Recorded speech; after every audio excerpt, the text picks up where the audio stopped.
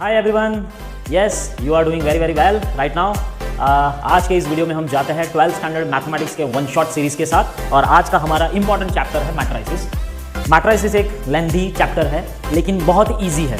Determinant और matrices एक combined आपका एक यूनिट होता है। वहाँ पे आपको 2 मार्क्स, 3 मार्क्स, 4 मार्क्स, 5 मार्क्स अलग अलग बोर्ड्स वाइज आपके क्वेश्चंस, सब्जेक्टिव क्वेश्चंस आते हैं, कई तरह के MCQs क्वेश्चंस, या आप कहीं पे भी कॉम्पिटिटिव एग्जाम्स की प्रिपरेशन कर रहे हो, कॉमन एंट्रेंस टेस्ट की प्रिपरेशन कर रहे हो, JEE मेंस की प्रिपरेशन कर रहे हो, तो डिटर्मिनेंट और मैट्राइसिस एक ऐसी चीज़ है कि जहाँ पे कोई भी बच्चा, वो एवरेज, बिलो एवरेज स्टूडेंट हो या एवरेज वाला स्टूडेंट हो, कोई भी बच्चा ये क्वेश्चंस छोड़ता नहीं है, क्योंकि इतने ईजी तरह के और इतने लेवल के सम्स आते हैं कि जो आप कॉन्फिडेंटली इसको कवर कर सकते हो। ठीक है, तो आज के इस वीडियो में हम मैट्राइसिस के साथ जाएंगे।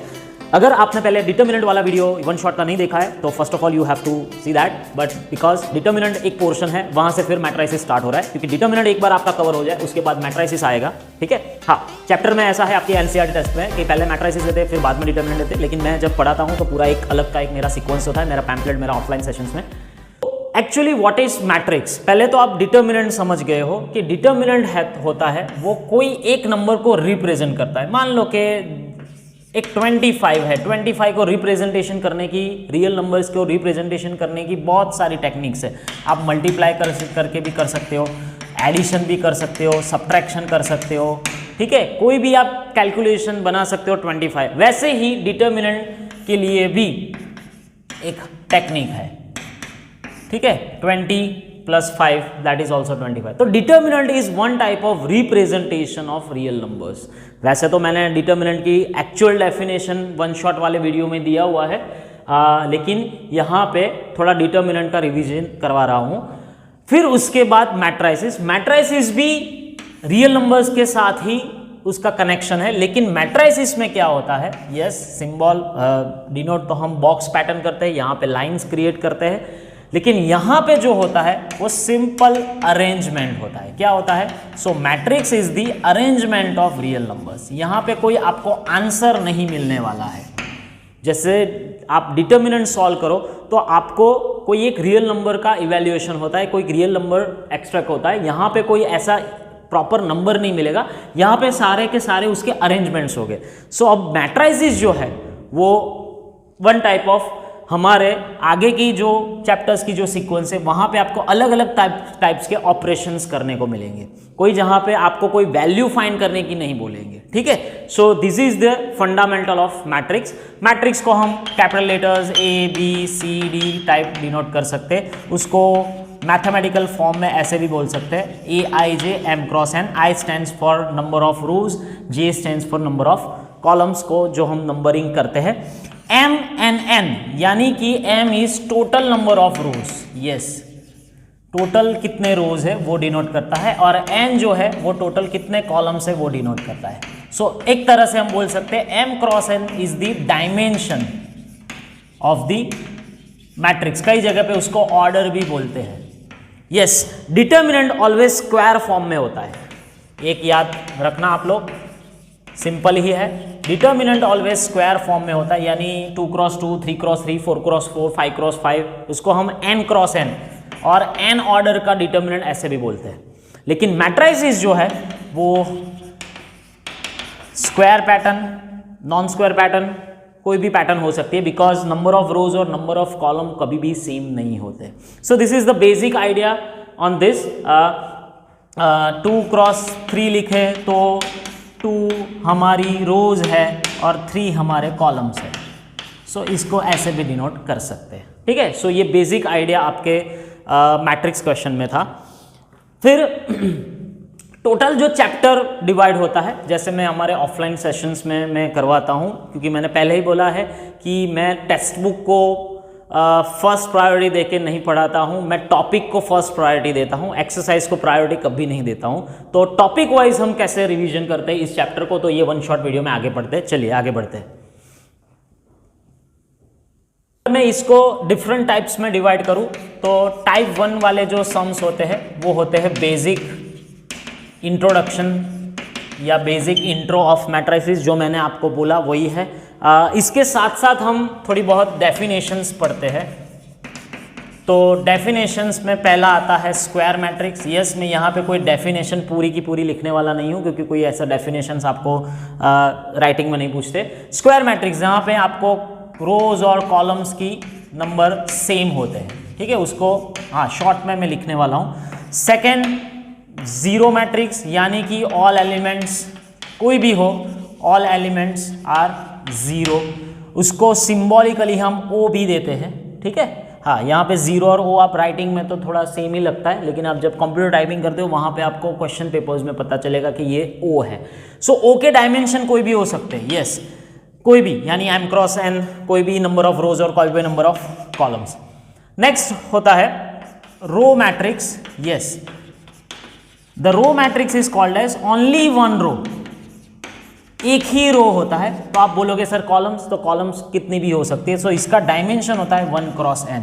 सो इसका पैटर्न ऐसे भी हम बना सकते हैं, एक रो है और बहुत सारी कॉलम है। Fourth definition is column matrix.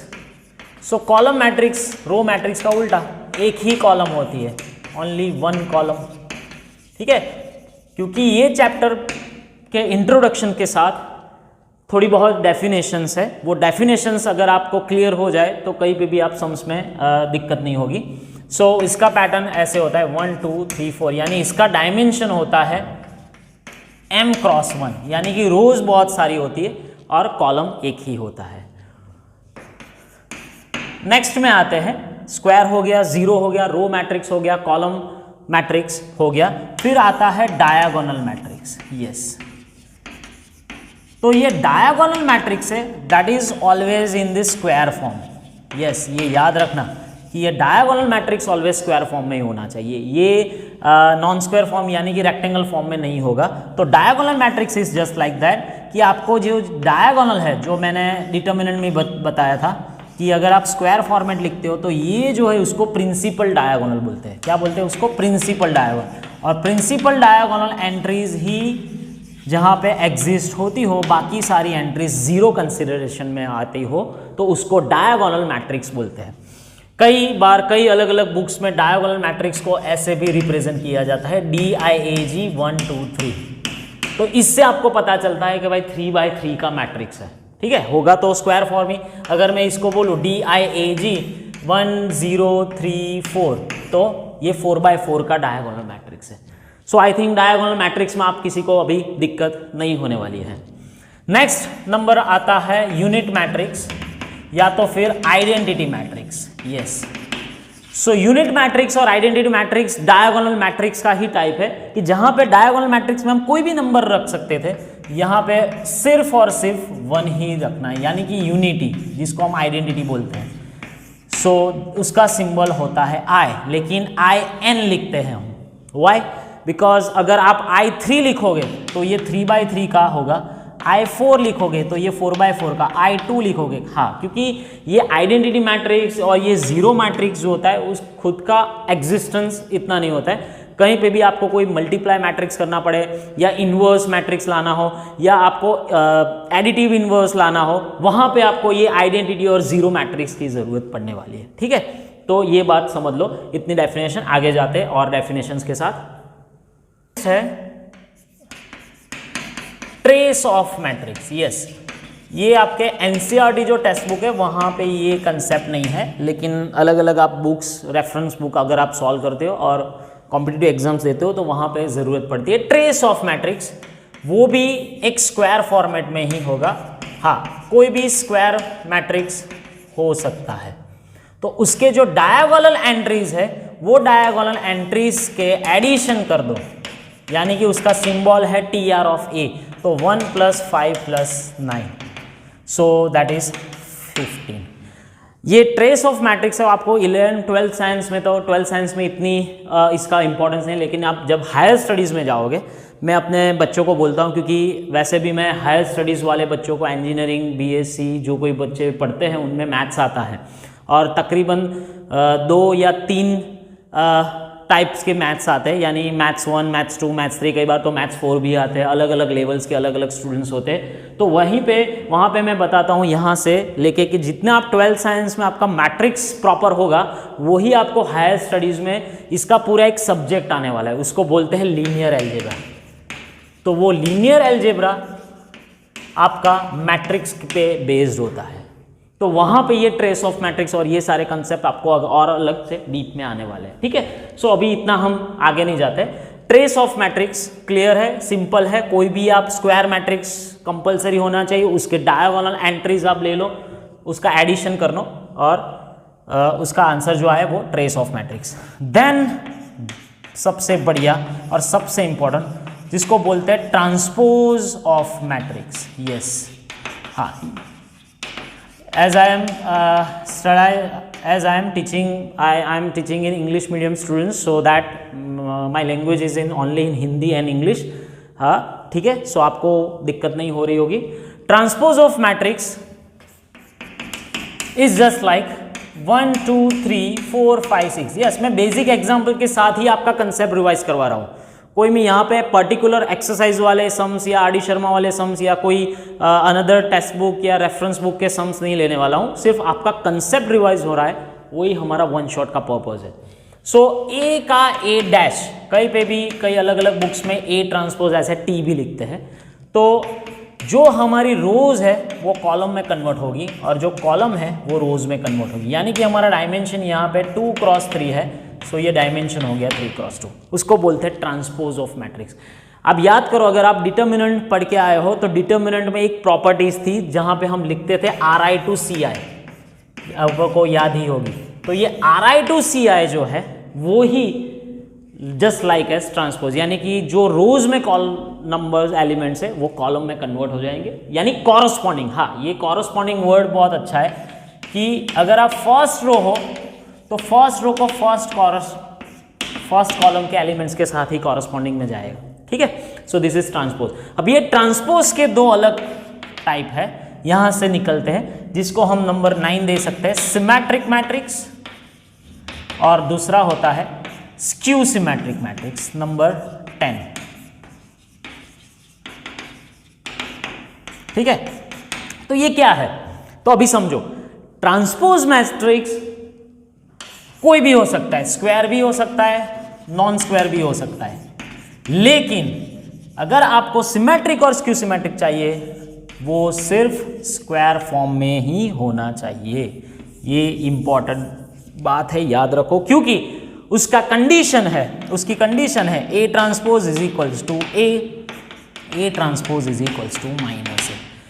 अभी वैसे तो कंडीशन चेक करके आप बना भी सकते हो, लेकिन मेरा जो ट्राई होता है वो सिमेट्रिक मैट्रिक्स बनता कैसे, तो मैं ये अपने स्टूडेंट्स को सिखाता हूं कि how to make symmetric matrix, ठीक है।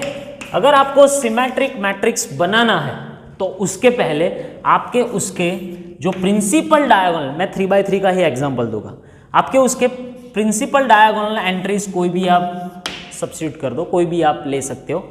फिर आप जहां पे ये 2 नंबर रखोगे वहीं पे ये 2 नंबर रिपीट होने चाहिए। इसका एक पैटर्न है और इसकी एक फॉर्मूला भी है। फॉर्मूला क्या है पता है आपको? Aij is equals to AJI where I not equals to J। बस ये याद रख लेना, सिमेट्रिक मैट्रिक्स के लिए ये बहुत बड़ी कंडीशन है। देख लो, this is first row second column, तो ये सेकंड रो फर्स्ट कॉलम में रिपीट हो रहा है, first row third column, third row first column. So ये इसका कंडीशन है। अगर आपको स्क्यू सिमेट्रिक मैट्रिक्स बनाना है तो कंपलसरी आपको प्रिंसिपल डायगोनल में 0 ही रखने पड़ेंगे, compulsory.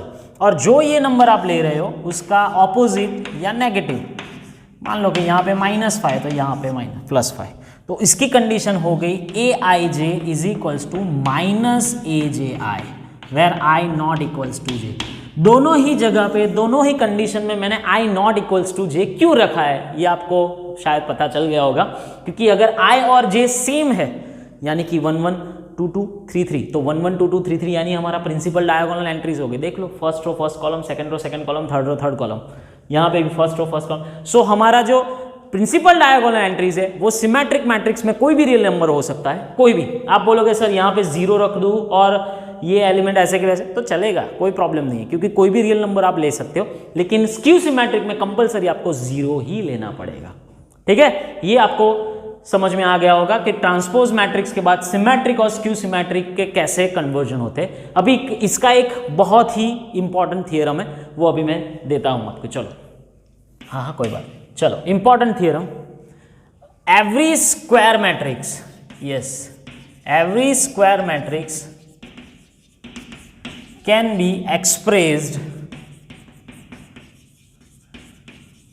As a sum of symmetric and skew symmetric matrix। yes, इसके बेस पे आपको क्वेश्चंस प्रूफ करने के भी आते हैं।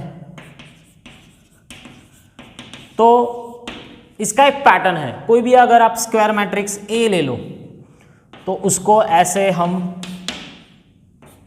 एक्सपांड कर सकते हैं, ए डैश बोलो या ए ट्रांसपोज बोलो। सो ये जो आया वो ऑलवेज सिमेट्रिक ही होगा, और ये जो आया वो ऑलवेज स्क्यू सिमेट्रिक ही होगा। ठीक है, तो अगर आपको क्वेश्चंस में कोई एग्जांपल कोई होता है कि एक ए मैट्रिक्स दिया हो, मैं सिर्फ एक एग्जांपल आपको समझाता हूँ, मैं पूरा ड्रॉ नहीं करूँगा, पूरा ख़त्म नहीं करने वाला हूँ। तो इसका आप पहले ट्रांसपोज ले लो, अगर स्क्वायर फॉर्म में ही है, कंपलसरी स्क्वायर फॉर्म में ही होना चाहिए तो ही ये पॉसिबल है थियरम। तो इसका ट्रांसपोज ले लो, एक बार एडिशन कर लो, एक बार सब्ट्रैक्शन कर लो। ठीक है, अभी एडिशन सब्ट्रैक्शन कैसे होता है वो हम टाइप 2 में देखते हैं। इसके लिए टाइप 2 इंपॉर्टेंट है, जो मैंने अपने हिसाब से बनाए, उसको बोलते हैं डिफरेंट टाइप्स ऑफ ऑपरेशंस। उसमें आता है पहला एडिशन या सब्ट्रैक्शन, कुछ भी बोलो, सही सेम ही है। सो एडिशन और सब्ट्रैक्शन आपको करना है तो एक बात कंपलसरी याद रखना कि उसकी कंडीशन क्या होनी चाहिए। जो भी आप ए और बी का एडिशन और सब्ट्रैक्शन करते हो तो दोनों के डायमेंशंस सेम होने चाहिए, यानी कि इक्वल ही होने चाहिए। यानी कि ये अगर 2/3 का है या 2x3 का है तो सामने वाला भी 2x3 का ही होना चाहिए। अगर थोड़ा बहुत चेंज हुआ तो आपका एडिशन और सब्ट्रैक्शन पॉसिबल नहीं। हाँ, दोनों ही स्क्वायर फॉर्म में हो, लेकिन एक 2x2 का और एक 3x3 का हो तो कोई भी पॉसिबल नहीं। तो ये इंपॉर्टेंट कंडीशन है, डायमेंशन मस्ट बी इक्वल। तो करते कैसे, सिंपल है यार, कुछ भी नहीं है। 1 2 3 4, ये 2x2 का लिया, 5 6 7 8, तो उसके जो कॉरस्पॉन्डिंग एलिमेंट्स है उन लोगों का ही एडिशन होगा। 1 5 6 2 6 8 3 7 10 4 8 12, कुछ भी नहीं है, एज आप सब्ट्रैक्शन भी कर सकते हो। सो ये फर्स्ट ऑपरेशन आपका हो गया। Next, scalar multiplication. सो ये स्केलर मल्टीप्लिकेशन डिटर्मिनेंट से थोड़ा अलग है। डिटर्मिनेंट में अगर कोई एक स्केलर मल्टीप्लाई करते हो तो वो सिंपल कोई एक रो या कोई एक कॉलम के साथ ही मल्टीप्लाई होता है। उसकी प्रॉपर्टीज भी है, वो प्रॉपर्टीज वाला पूरा टॉपिक में अलग से वीडियो दूंगा आपको। तो अगर आप ए हो 1 2 3 4 और आपने ऐसा लिखा है 5a, तो ये सारे के सारे एलिमेंट्स को मल्टीप्लाई हो जाएगा। सो इसको बोलते हैं स्केलर मल्टीप्लिकेशन। डिटर्मिनेंट में अलग होता है, डिटर्मिनेंट में फिर से बोल रहा हूँ, कोई एक रो या कोई एक कॉलम के साथ मल्टीप्लाई करो तब भी होता है। नेक्स्ट है इक्वालिटी ऑफ मैट्रिक्स। यस, इसके थोड़े बहुत सम्स आते हैं आपके टेक्स्ट बुक के हिसाब से। सो इक्वालिटी ऑफ मैट्रिक्स कुछ भी नहीं है। मान लो कि यहाँ पे आपने a + b c d a - b कुछ भी रखा है और यहाँ पे आप 5 6 7 8 जस्ट लाइक कुछ भी नहीं है, एक रैंडमली मैंने एग्जांपल लिया है। सो a + b = 5, c = 6, d = 7, a - b = 12, इसको बोलते हैं इक्वालिटी ऑफ मैट्रिक्स। यानी कि इक्वालिटी में भी डायमेंशन इक्वल होना चाहिए। ये 2x2 का है तो वो भी 2x2, नहीं तो एलिमेंट्स किसी को ज़्यादा किसी को कम, ऐसा कंपैरिजन होगा। ठीक है, so this are the operation, different operations for basic. So ये मैं टाइप 2 के साथ लेता हूं। ठीक है, अभी इसके थोड़ी बहुत प्रॉपर्टीज है वो देखते हैं।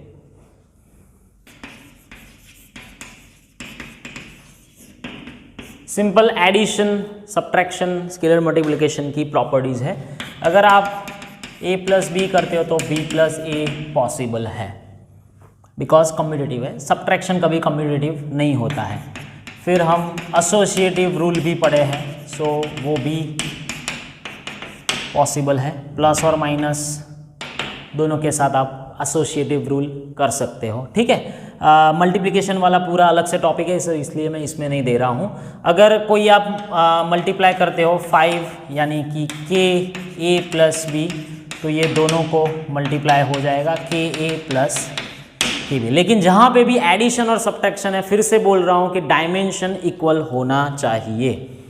फिर इस टॉपिक में थोड़े आपके एक अलग तरीके से भी सम्स आते हैं। मान लो कि एग्जाम्पल में सिर्फ पूरा नहीं लिखने वाला हूँ, एक ऐसा है कि भाई a इक्वल्स टू 2 - 2 4 2 -5 1 और b है। देखो डायमेंशंस सेम ही है ये टॉपिक के साथ, और आपको बोला गया है फाइंड x सच दैट, अब ये x की जगह पे कोई और भी वेरिएबल रख सकते हैं कि find c find d such that 2a + 3x = 5b, ठीक है।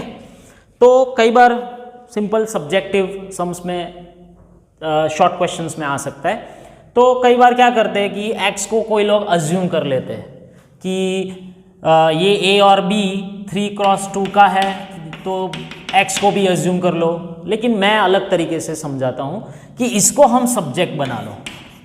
सो 5b - 2a बस। तो इसको 5 टाइम्स, मैं पूरा सम नहीं करने वाला हूँ, ये 1 शॉर्ट वीडियो है। सो इसको 5 टाइम्स मल्टीप्लाई कर लो, इसको 2 टाइम्स मल्टीप्लाई कर लो, सब्ट्रैक्शन कर लो, जो भी आंसर आए उसको सभी के एलिमेंट्स को 3 के साथ डिवाइड कर लो। So you will get x direct x। तो ऐसे कई सारे एग्जांपल्स आपके टेक्स्ट बुक में भी है, आपके रेफरेंस बुक में भी है, आप सॉल्व कर सकते हो, ठीक है। जहाँ पे x है वहाँ पे कोई भी नंबर और भी ले सकते हो, c d something as it is, okay.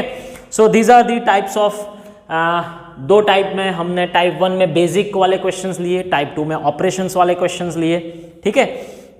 Symmetric skew symmetric वाले भी क्वेश्चंस पूछते हैं। हाँ, एक और पैटर्न है जहां पे आपको पेयर ऑफ लीनियर इक्वेशंस के बारे में ऐसे सम्स आते हैं कि भाई x + y समथिंग है और x - 2y समथिंग है, तो आपको find x and find y करना है। तो जो हम एल्जेब्रा में करते थे, ठीक है, पेयर ऑफ लीनियर इक्वेशंस, तो वही सेम पैटर्न है। आप इसका एलिमिनेशन मेथड कर सकते हो, ठीक है। इन दोनों को कट करो। सो 3y इक्वल्स टू, इसको a बोलो, इसको b बोलो, तो आप a - b करके y का आंसर ला सकते हो। 3 के डिवाइड, 3 को सबके एलिमेंट्स के साथ डिवीजन करके, फिर जो y आए उसको या फर्स्ट इक्वेशन या सेकंड इक्वेशन में आप ला के x भी ला सकते हो।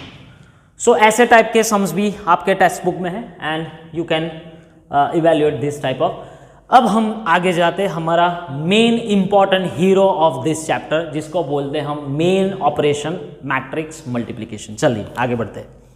टाइप नंबर 3 वाले क्वेश्चंस मेन इंपॉर्टेंट, जिसको हम बोलते हैं मैट्रिक्स मल्टीप्लिकेशन। ये थोड़ा आप शांति से समझना, क्योंकि अभी इसके बाद जो कुछ भी आप पढ़ोगे वहां पे मैट्रिक्स मल्टीप्लिकेशन की कंपलसरी 100% नेसेसिटी है, ठीक है।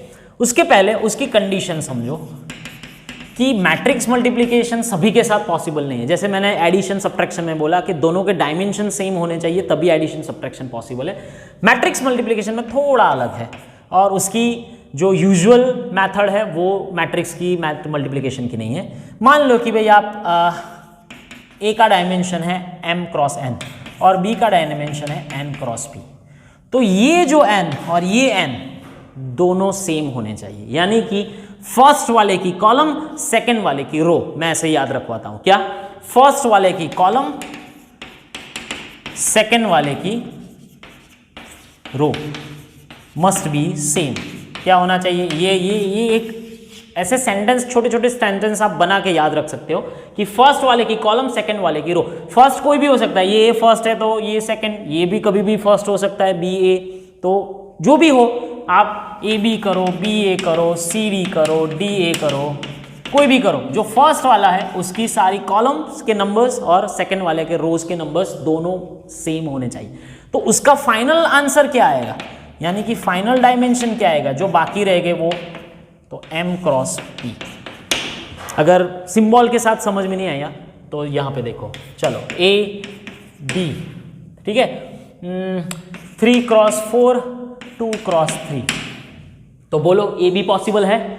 नहीं, बिकॉज a 4 and 2 नहीं फर्स्ट वाले का, तो ए बी पॉसिबल ही नहीं है, इसलिए हम लिखते हैं डज नॉट एग्जिस्ट। लेकिन आप बी ए चेक कर सकते हो, तो देखो बी ए में ये पहला हो जाएगा तो इसकी कॉलम और इसकी रो सेम है, तो बी ए पॉसिबल है। तो बी ए पॉसिबल है वो तो मैंने लिख लिया कि बी ए एग्जिस्ट, लेकिन उसका फाइनल डायमेंशन क्या होगा?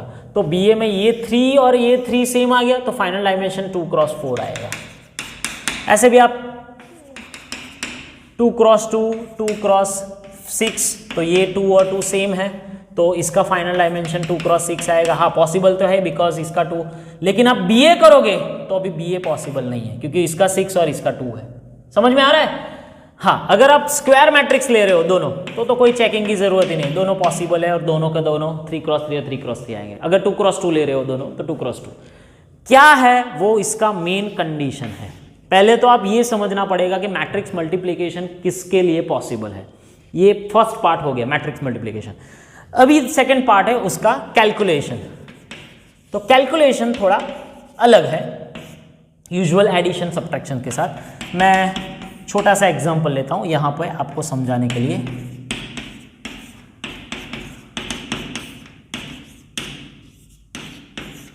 एक रैंडम कोई भी मैंने अपने दिमाग से आया वो एग्जांपल ले लिया है, ऐसा कोई टेक्स्ट बुक का है ऐसा ज़रूरी नहीं।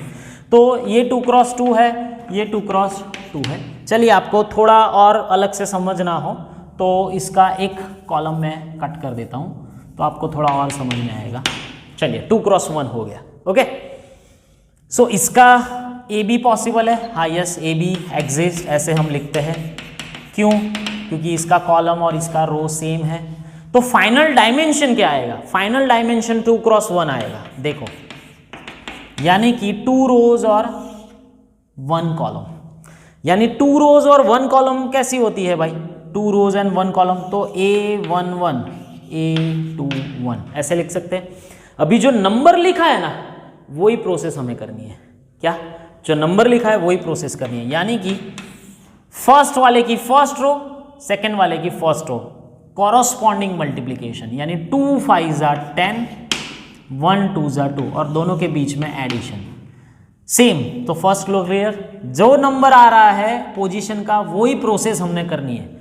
कई बच्चे इतना रट्टाफिकेशन मारते हैं यार, कुछ भी नहीं है, जो आपका फाइनल नंबर आएगा वही आपको करना है। सेकेंड रो फर्स्ट कॉलम, तो 3 5 are 15 -4, तो कुछ भी आपका आंसर जो आए वो फाइनल आंसर है। अभी आपको 2x2 और 2x2 करना है, तो फाइनल डायमेंशन क्या होगा? A11 A12 A21 A22। तो ये जो नंबर लिखा है वही हिसाब के साथ प्रोसेस करो आप। ठीक है, अगर मैं यहाँ पे, चलो अभी हमको करना था वो मैं बना देता हूँ यहाँ पे।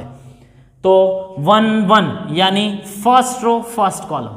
ठीक है, जो पोजीशन है वही प्रोसेस है, ये ऐसा याद रखो। क्या दूसरा क्या याद रखना है? Position same as process. ठीक है, ऐसे ऐसे शॉर्टकट वर्ड्स मैंने हमारे पढ़ाई में बनाया हुआ है। तो जो पोजीशंस है, first row first column, corresponding element, 2 5 are 10 + 2 12 ही आएगा। फर्स्ट रो सेकंड कॉलम, तो 2 1 are 2 and 0 यानी कि 2 आएगा। सो इसका 10 उसका 2। सेकेंड रो फर्स्ट कॉलम, क्योंकि पोजीशन क्या है 2 1, तो इसका सेकेंड रो इसका फर्स्ट कॉलम, यानी corresponding 3 5 are 15 -4, so 11। Second row second column, ठीक है, तो 3 1 are 3 और 0 यानी आंसर। तो ये आपका फाइनल आंसर ए बी का हो गया। ऐसे ही आप बी ए भी पॉसिबल कर सकते हो। इसकी प्रॉपर्टीज है, साथ में ये भी याद रखो कि अगर आप ए बी है तो ये कम्यूटेटिव नहीं है। नहीं पॉसिबल ही नहीं। आप बी ए करके देख लो, आपको आंसर मिल जाएगा। ये कम्यूटेटिव है ही नहीं। फिर हाँ, एसोसिएटिव है। एसोसिएटिव में तो कोई प्रॉब्लम नहीं होगा आपको। ठीक है, डिस्ट्रीब्यूशन लॉ भी पॉसिबल है और कई सारे भी लॉज है, लेकिन जैसे जैसे आगे जाओगे वैसे वैसे मैं आपको बताऊंगा। यस, अभी एक ट्रांसपोज वाला आया, तो ट्रांसपोज में एडिशन में पॉसिबल है। हाँ, मल्टीप्लिकेशन में अगर आप मैट्रिक्स मल्टीप्लिकेशन में अगर आप ट्रांसपोज करते हो तो उसकी सीक्वेंस उलट जाएगी। इसके वेरिफिकेशन के सम्स आपके टेक्स्ट बुक में है। ठीक है, ऐसे वेरीफाई करने वाले सम्स है, इसके भी वेरिफिकेशन वाले सम्स है, लेकिन ये प्रॉपर्टी इंपॉर्टेंट है। ए बी डैश करो तो बी डैश ए डैश आता है। तो ये मैट्रिक्स मल्टीप्लिकेशन का इंट्रोडक्शन हो गया और कैलकुलेशंस हो गया कि कैसे करते हैं। अभी इसमें थोड़े वैरायटी वाले सम्स है, वो मैं आपको एक बार दिखाता हूं। चलिए आगे बढ़ते हैं, कैसे वैरायटी आती है। सो वैरायटी नंबर 1, सिंपल कैलकुलेशन वाले, ए बी फाइंड करो, बी ए फाइंड करो, वेरीफाई करो, डिस्ट्रीब्यूशन लॉ या एसोसिएटिव लॉ आप वेरीफाई करो, वो वैरायटी 1 में आएगा। वैरायटी ऑफ 2, सेकेंड वैरायटी वाले सम्स में ऐसे आएंगे, फाइंड ए स्क्वायर बी स्क्वायर।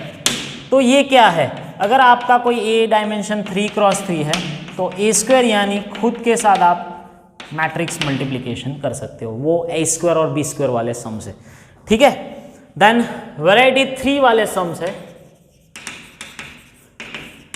तो वैरायटी 3 वाले सम्स में आपको ये वेरिफिकेशन में सब कुछ आ गया, आपका एसोसिएटिव लॉ, डिस्ट्रीब्यूशंस लॉ, फिर ट्रांसपोज वाला जो लॉ है वो सभी ये फर्स्ट वैरायटी में आ गया। सेकेंड वैरायटी में ए स्क्वायर बी स्क्वायर सी स्क्वायर या ए क्यूब भी पूछ सकते हैं। तो ए क्यूब करने के लिए क्या करोगे भाई, ए स्क्वायर इंटू ए। तो एक बार तो आपने ए स्क्वायर फाइंड कर दिया, उसको अगेन ए के साथ मल्टीप्लाई करो, ठीक है। मल्टीप्लिकेशन की प्रोसेस तो सेम ही रहने वाली है, लेकिन जैसे जैसे पावर बढ़ा होगे वैसे मल्टीप्लिकेशंस की प्रोसेस भी बढ़ती जाएगी, सीक्वेंस चेंज भी बढ़ता जाएगा।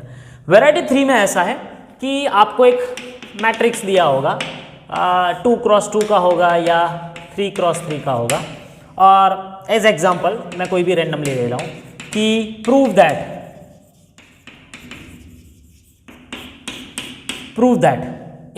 ए square minus 5a plus 6i is equals to ओ।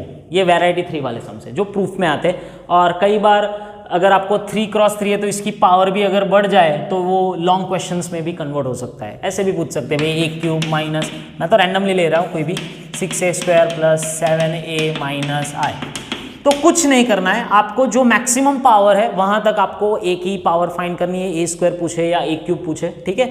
फिर ए स्क्वायर तो ऑटोमेटिक आ गया, ए तो है। अभी इन सभी का मैट्रिक्स स्केलर मल्टीप्लिकेशन कर लो और सभी का एडिशन सब्ट्रैक्शन जो कुछ भी आ रहा है वो फाइनली 0 आना चाहिए, ठीक है। इसके बाद एक टॉपिक भी इसके साथ मर्ज होता है, हेंस फाइंड ए इनवर्स। वैसे तो अभी ए इनवर्स स्टार्ट नहीं हुआ है, लेकिन इसके साथ मर्जिंग में आ जाता है कि हेंस फाइंड ए इनवर्स। तो कुछ भी नहीं करना है, इसकी प्रॉपर्टी इसके साथ है, वो अभी नहीं देखेंगे हम, जब इनवर्स वाला हमारा टाइप आएगा वहां पे मैं आपको ये सिखाने वाला हूं। लेकिन ऐसे क्वेश्चंस मर्जिंग के साथ आते हैं। सो ये वैरायटी नंबर 3 है। फिर वैरायटी नंबर 4 में एक डेफिनेशन है, उसको बोलते हैं ऑर्थोगोनल मैट्रिक्स। वो चेकिंग वाले सम्स आते हैं आपके। वैरायटी नंबर 4 ऑर्थोगोनल मैट्रिक्स यानी ए इंटू ए ट्रांसपोज या ए ट्रांसपोज इंटू ए, दोनों का आंसर आई आना चाहिए। ये हमारा 4th नंबर वैरायटी वाले सम, जहां पे ऑर्थोगोनल मैट्रिक्स है, इसकी डेफिनेशन भी हो गई और उसके वेरिफिकेशन वाले सम भी हो गया, ठीक है। नेक्स्ट वैरायटी नंबर नेक्स्ट में आता है हमारा पीएमआई कंसेप्ट। आपको एक सम आपके टेक्स्ट बुक का ही एक ले रहा हूं मैं कि ए इक्वल्स टू समथिंग कुछ है, जस्ट अ मिनट। 3, 4, मैं यहाँ पे सम पूरा नहीं करने वाला हूँ, लेकिन आपको वैरायटी बता रहा हूँ। a raise to n is equals to 1 + 2n - 4n n 1 - 2n।